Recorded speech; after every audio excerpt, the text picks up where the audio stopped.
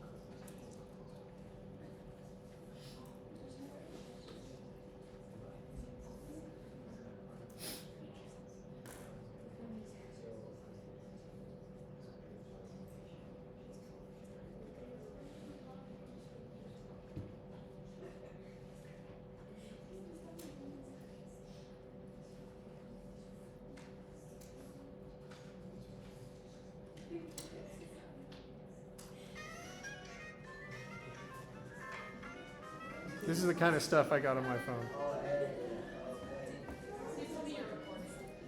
That's not boring to you? Oh, it is recording, yeah.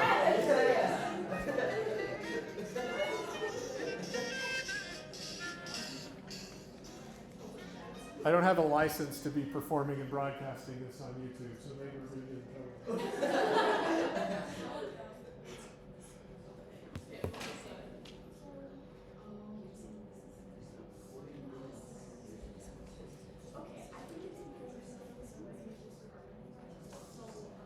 Anybody need help getting started?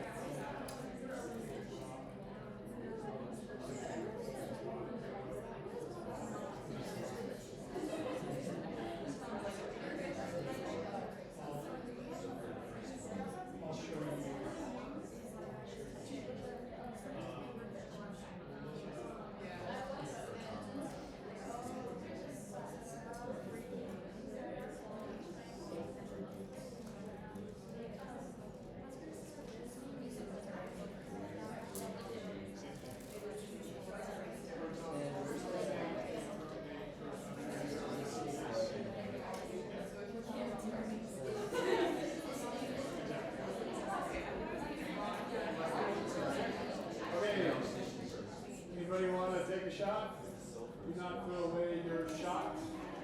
Yes. She was standing closer to the pencil. I'll get you next time.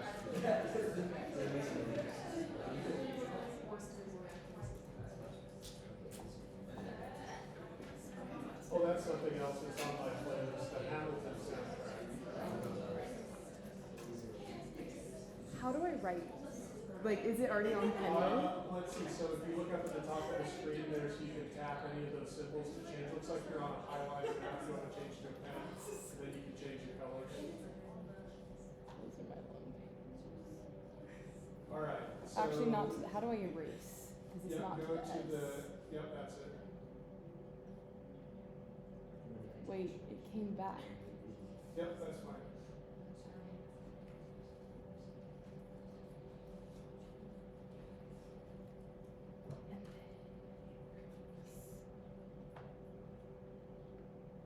Those are my lone pairs. They're just very bad because I've never written with this kind of pen before. For just a minute, zoom in on that. You can zoom in with sort of pinching action. Zoom in on that sulfur. Okay, you're trying to do what kind of reaction here? Proton transfer. Okay, so the lone pairs on the A need to attack what? They are attacking the the hydrogen. They're removing the hydrogen. Yes. So it's a little subtle here, and it's not a big deal, but I want the arrow to point at the hydrogen specifically. That. Good. Okay. And then you need one more arrow. What is it? This goes to this. Great. Okay, good. And then these lone pairs.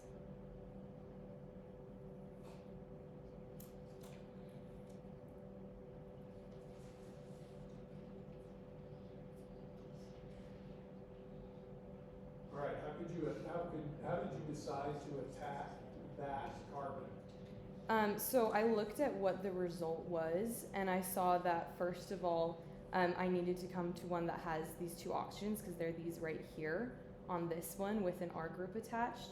And so this is the only one that had a double bond with one oxygen. This one had a double bond with an oxygen, but it also had a phosphorus, but I see that that stayed the same in the next product. Good. And that functional group there in that fatty acyl AMP, you got the carbonyl carbon, you got the oxygen, you got a phosphoryl group.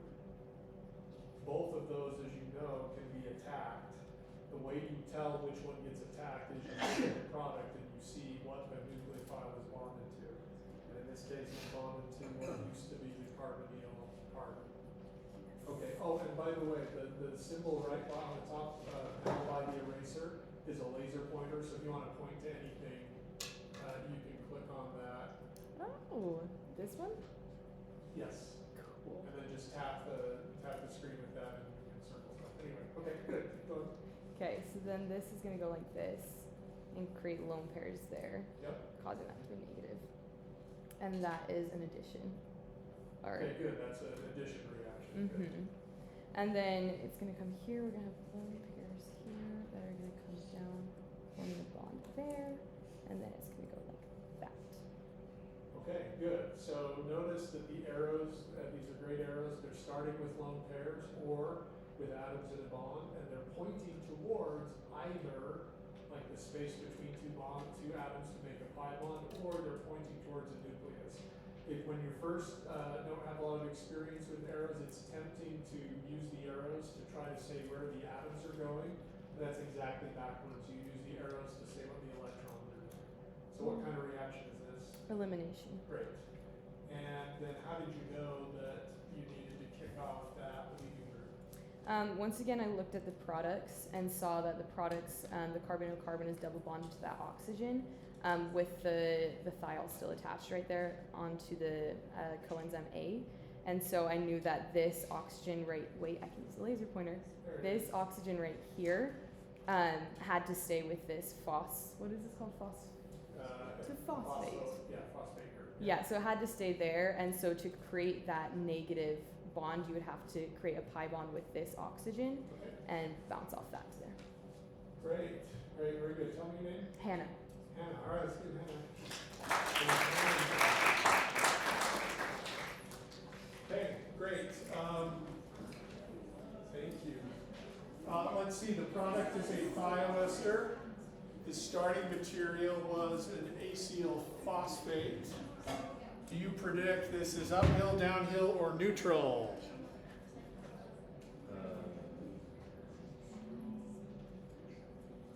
Okay, rationalize that. Why? Because photoesters level 2 and so is You're right there at the same level. Thioesters are level 1, so are acyl phosphates. Yep, they're both 1. Good. So this is a reasonable reaction. It's neutral, and this is a reaction on the pathway to making either a triglyceride, or we'll see later this term, we can use the fatty acyl-CoA thioester to do something called beta oxidation, where we actually clip the fatty acid into tiny pieces that later on get metabolized. Okay, good. We're going to forge ahead without even going to the mechanism handout, because you guys are doing pretty well with this stuff. Do we dare? I don't know. You don't dare? You want to? Let's dare. I'm trying to think about what examples we want to do. Okay, let's keep doing this one. All right. Let's talk through this one together. This molecule is ATP. We've thought about ATP before. In ATP, you have alpha, beta, and gamma phosphate groups. And the bonds that link those groups are called phosphoanhydride bonds. Each of the phosphoruses could be electrophilic. Each of them is attached to a good leaving group. But if we look at what happens in this reaction, overall, if you take a step back and look at what the starting materials are versus the products, which phosphorus do you think gets attacked here? Alpha, beta, or gamma? Gamma, yeah. And that's really controlled by the enzyme that catalyzes this reaction. There's not a particular reason why you would think, oh, I better attack gamma instead of alpha, only that the enzyme drives it that way and the product tells you that it was that one. In case that's not clear, if you look at the products of the reaction, you still have on ADP the alpha phosphorus group and the beta phosphorus group. It must be the gamma one that gets transferred. And that means that what you've got here is the leaving group.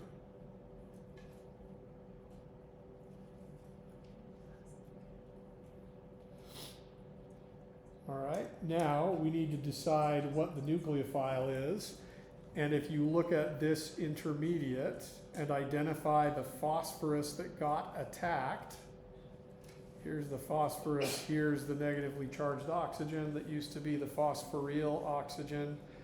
You can see the new group that is attached to that phosphorus that wasn't there on the left. Which atom is it on this, of these many OH groups, which one is it that gets bonded to the phosphorus? That one over here. And it turns out with glucose, which is this molecule, it's numbered 1, 2, 3, 4, 5, 6. So it's the 6 hydroxyl group that gets bonded there. Okay. Right now, that's an OH group, but the hydrogen is gone over here. So what do you think has to happen prior to that oxygen attacking the phosphorus? Proton transfer, or deprotonation. Very good. So, lone pair electrons on the base. Oh, the B was already written. Whoops. Lone pair electrons on the base, remove the hydrogen,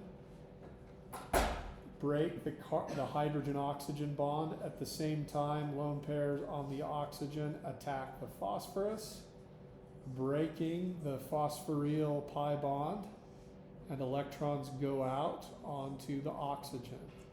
So here is the new oxygen phosphorus bond we made, and here is the lone pair on the oxygen that came from the phosphorus oxygen pi bond. All right, so again, nucleophile attacks, this time not a carbonyl, but a phosphoryl group.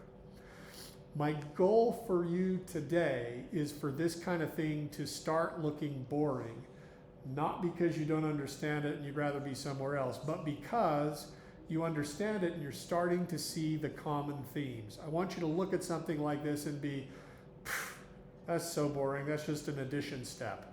Come on, give me something challenging. And in order to see it that way, you have to not freak out at the large molecule, but rather focus in on what's changing and see the patterns. What we've seen here is proton transfer plus addition. Now let's look at what happens in the next step. Again, remembering that everything that's in green here is a leaving group.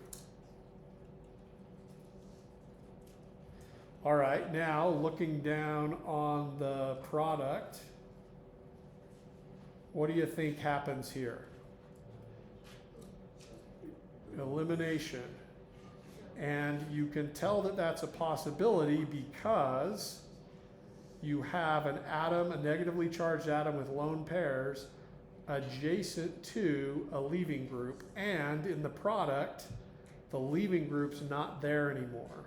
So that's classic elimination situation. And again, my goal for you is to see something like this and be like, it's just an elimination reaction. Give me something hard. Electrons kick down here, leaving group leaves. You create a new phosphorus oxygen pi bond.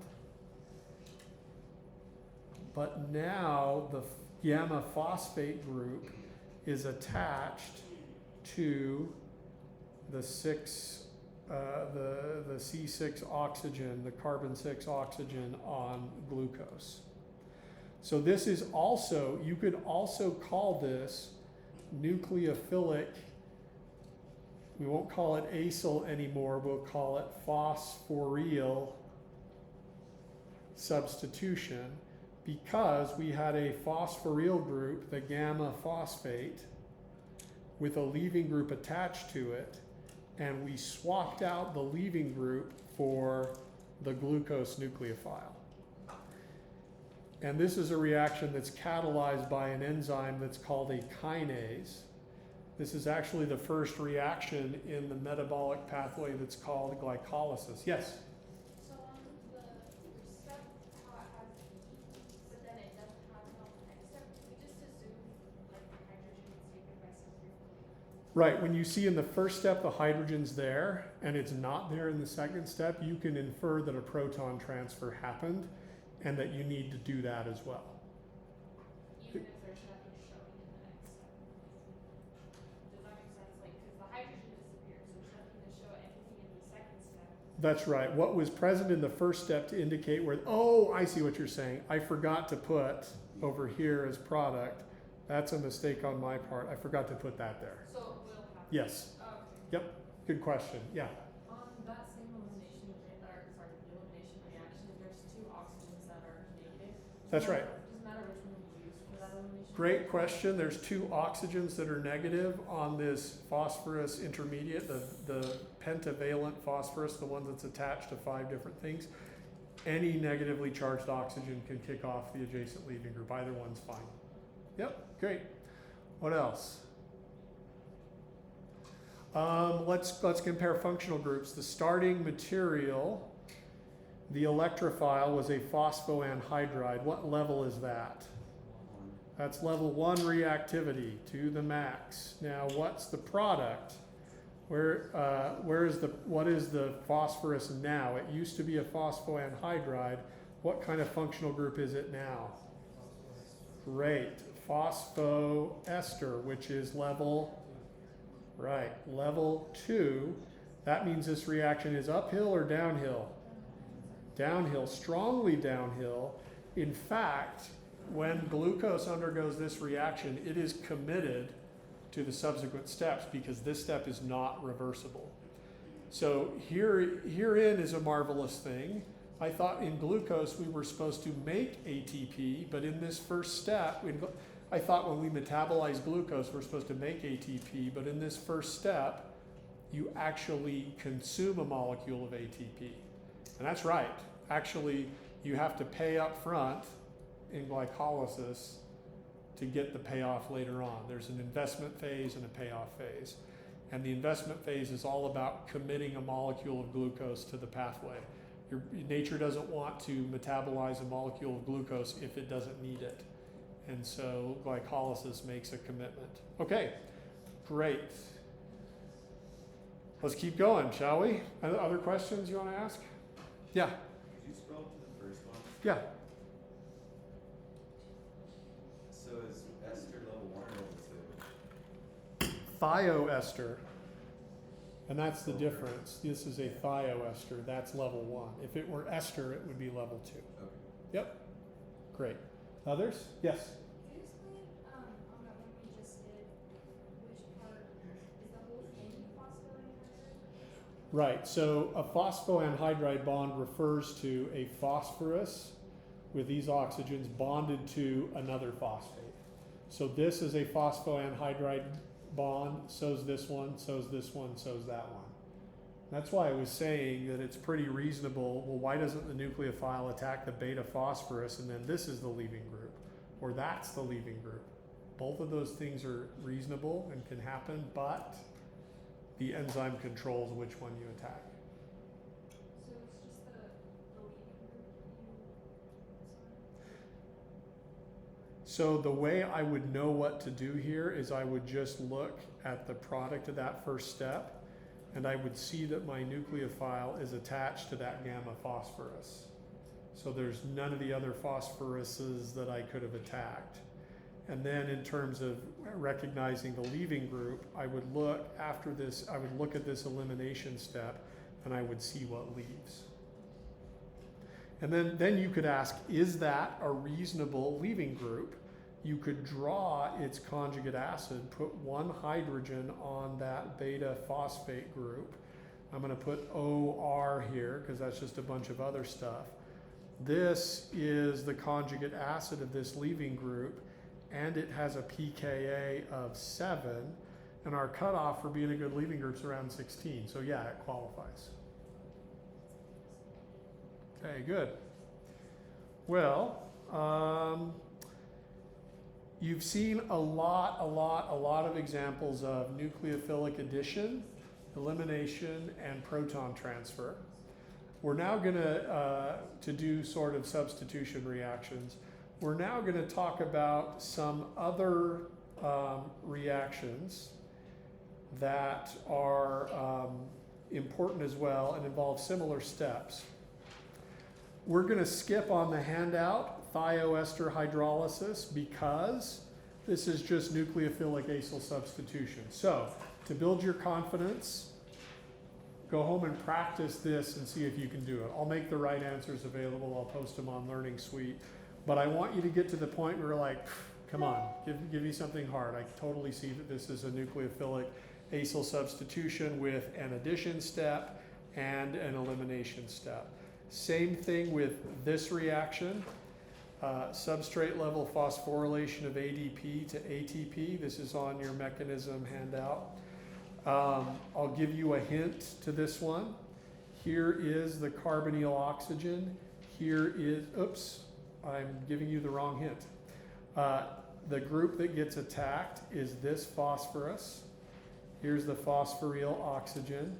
And all of this is going to be a leaving group. This is interesting reactivity for an acyl phosphate. We haven't seen something like this before, where the carboxylate portion is the leaving group. But with this in mind, and I'll give you one more hint, this oxygen is the nucleophile. See if you can, after class, do this one and see if you can recognize this as a nucleophilic, and I guess I should have called it phosphoryl substitution. The next one on the handout is also a nucleophilic phosphoryl substitution. It's pretty simple.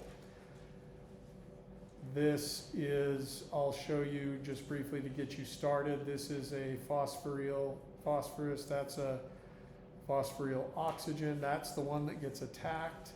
This oxygen is the nucleophile, and all of this phosphate is the leaving group. And with that in mind, see if you can follow it through.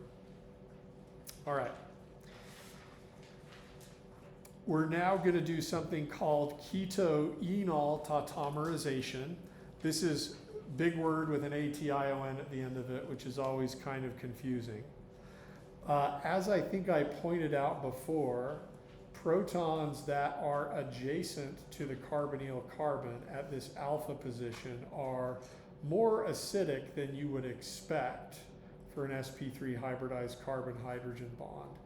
And it turns out that because of that alpha proton acidity, a ketone is in equilibrium with an alternative form. And you get that alternative form simply through proton transfer reactions. These two forms, the keto form and the enol form, are called tautomers. And tautomers is a weird word that means isomers.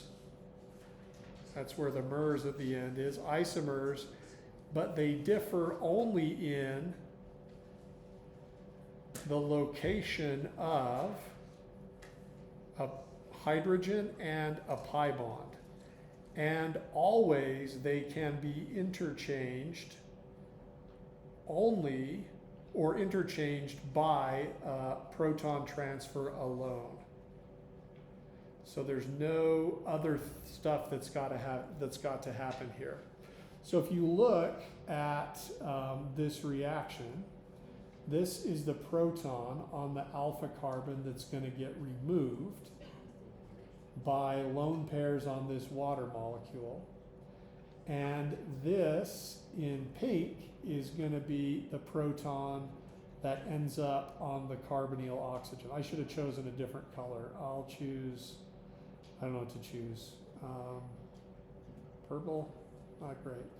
Here's a carbonyl carbon, here's a carbonyl oxygen. So the way this reaction goes is water deprotonates the alpha carbon. Electrons from the carbon-hydrogen bond shift over to form a carbon-carbon pi bond. If we stopped there, we would have too many bonds to carbon, so we have to break the carbon-oxygen pi bond, and at the same time, lone pairs on that oxygen pick this proton up from water. And so you have sort of, this looks a lot kind of like the hydrate formation reaction. Here is your new pi bond that formed from the electrons in the hydrogen alpha carbon bond. Here are the new oxygen hydrogen bond formed from lone pair electrons on the oxygen. And orange hydrogen ends up here, purple hydrogen ends up here, attached to pink oxygen there. Okay? That's keto-enol tautomerization. That's a lot going on at once. If you wanted to show it stepwise, you could do the following. You could have first a molecule of, I don't particularly like this, but you could have a molecule of water remove the proton.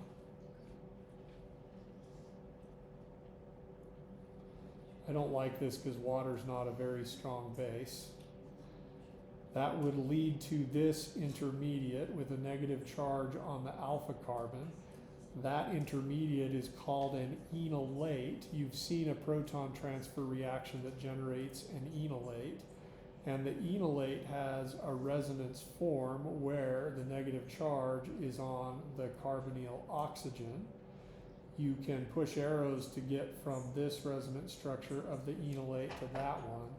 And then in a last step, you would have the negatively charged oxygen pull the proton off the H3O plus that you made in the first step, and that would give you the enol. So you can do either of those, and that's a reaction that happens basically anytime a ketone is present in solution. Yeah?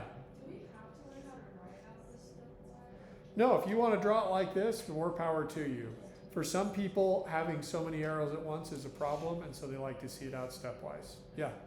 Maybe we're not to this point, but what would test questions look like? Would it be like, are these, what's this type of reaction? So, right. So what would a test question look like? I could ask you, here is a mechanism. What kind of reaction is this one?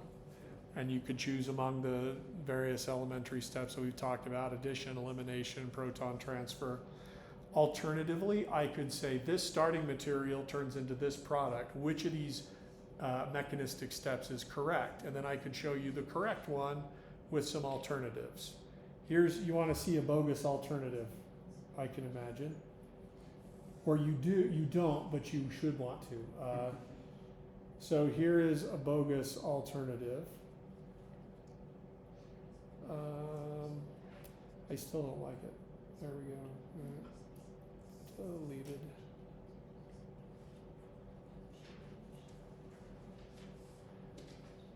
Here's a bogus alternative.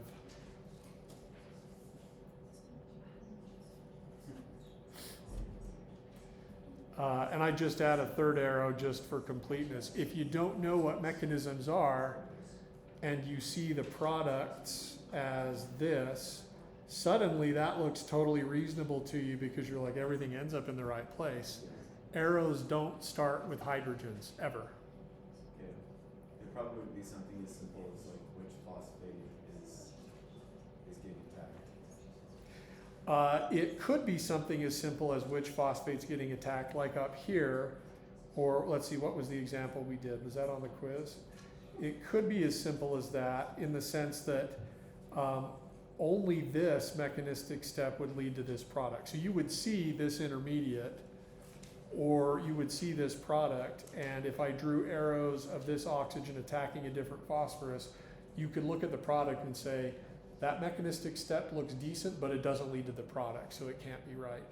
Would it come to a point where you don't give us the intermediate, you just give us the So would it come to a point where I don't give you the intermediate? Possibly. I might give you starting material and product, and now you know about the tetrahedral intermediate in the elimination step, and so you can infer what that intermediate has to look like. Yes. Also, another way mechanisms can be wrong is if they show incorrect intermediates. So again, if I showed arrows attacking this phosphorus, the alpha phosphorus, you could look at the product and say there's no way the alpha phosphorus gets attacked. Good. All right. Nope, that's not what I wanted. Where was it? There we go. All right, so that is keto-enol tautomerization. Now, if you go to your quiz, question 2. How come we never hardly get to question 2 on the quiz? It's all my fault. Question 2 involves keto-enol tautomerization of a molecule that's called glucose.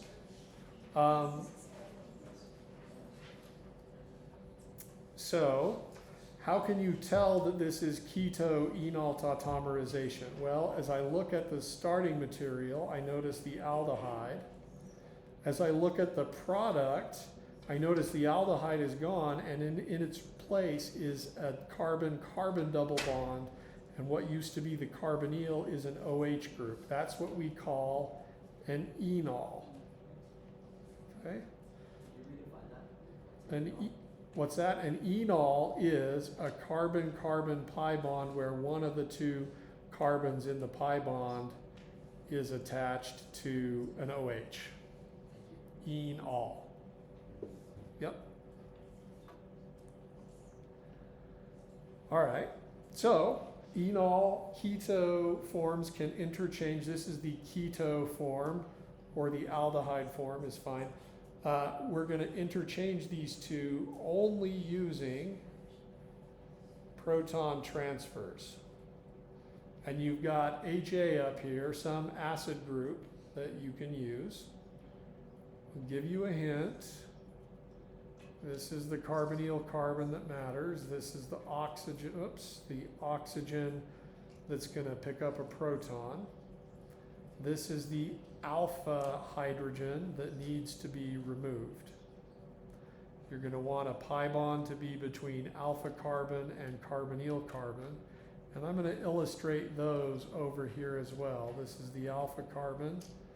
This is the carbonyl carbon. This used to be the carbonyl oxygen. You're going to need to account for where this proton came from and how did this double bond get there. Take a minute, see if you can do that with just proton transfer arrows.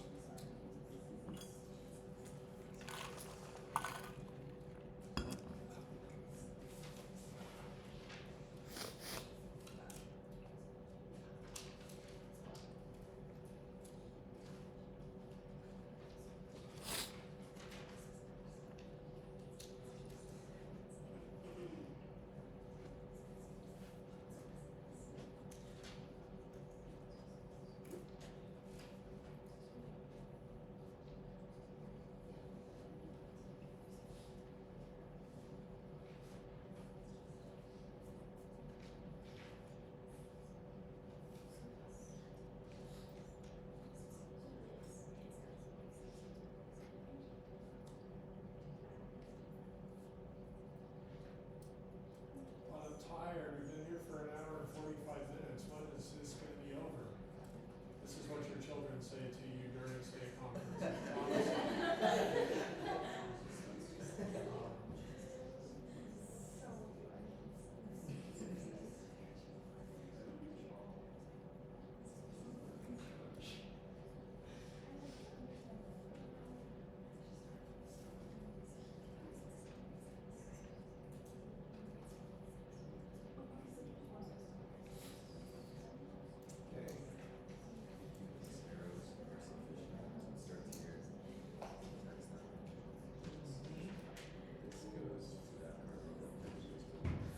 I would just take this arrow straight from this bond to carbon and reverse it. Other than that, yep, this one breaking with third on the top.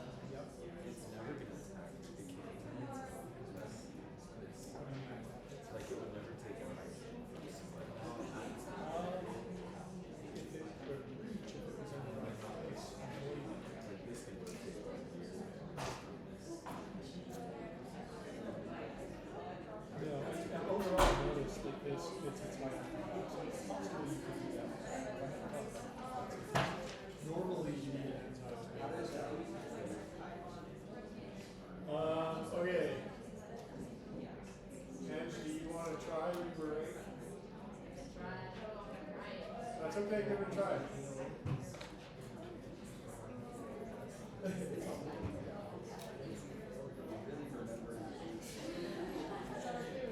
Remember, the point of this class is not to know how to do everything from the beginning and never make a mistake. The point is to learn by making mistakes.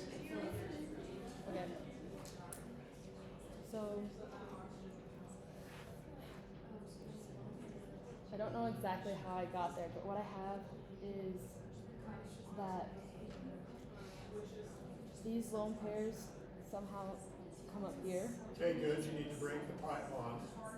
and then those attack the hydrogen, Okay. breaking this, having this A attack that hydrogen, breaking this bond, creating the double bond that you find over here. Okay. Wait, did you add Go that? back Oh, to you did. your big long circle arrow and let me give you just a little bit. This hydrogen that's on the alpha carbon ends up here. So, can you revise your arrows with that Okay, information? And you see the eraser? Okay, good. yeah. So then with that, the A, oops, Oh yeah, you're on the, sorry. Highlighter, there we go. Huh? That. And then you need the arrows in the CH bond. Yeah. So then that would come down here. Kick down to form the pi bond. Good. Good.